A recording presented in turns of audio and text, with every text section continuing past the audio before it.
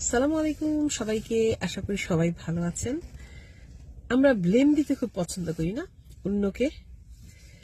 Somehow অনেক সময় আমরা জানি যে এটা আমারই ভুল, আমি এর জন্য দায়ী, তারপর আমরা ভুলটা স্বীকার করি না, কারণ আমাদের সে সাহসই নাই।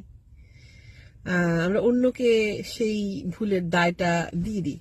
এতে আমরা একটা কি ফিল করি, আমরা একটা গিলটি প্লেজার হয় আমাদের, আমরা খুব স্ট্রং ফিল করি সামহাও যে এটা কোন ক্ষেত্রে হতে পারে। এটা সন্তানের সময় মা বাবাকে দেয়, মা বাবা সন্তানকে দেয়, হাজবেন্ড ওয়াইফকে দেয়, ওয়াইফ হাজবেন্ডকে দেয়, হতে থাকে আত্মীয় স্বজন বন্ধু বান্ধব সবার ক্ষেত্রেই হতে থাকে। কারণ কি জানেন? কারণ আমরা সেই ভুলটাকে সংশোধনই করতে চাই না, সেই ভুলটাকে স্বীকারই করতে চাই না যে ও আমার। কারণ আপনি যখন ভুল করবেন এবং সেটা সংশোধন করতে চাইবেন, অবভিয়াসলি আপনাকে আগে স্বীকার করতে হবে যে I made my mistake, next time I am not gonna do that. কিন্তু আপনি কি করলেন? আপনি অন্যকে ব্লেম দিয়ে দিলেন। এতে কি হয়ে গেল জানেন? আপনার যে গ্রোথ সেটা স্টপ হয়ে গেল, আপনার যে স্কিল ডেভেলপমেন্ট সেটা স্টপ হয়ে গেল, আপনি যে এই প্রসেসটা দিয়ে আপনি একজন বেটার পার্সন হতে পারতেন সেটাও স্টপ হয়ে গেল। ক্ষতিটা কিন্তু আপনার হলো। ঠিক আছে?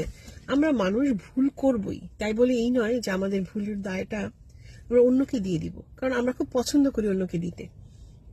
ওই যে বললাম যে আমরা সেই দায়টা নিতে চাই না, আমাদের সাহস নাই।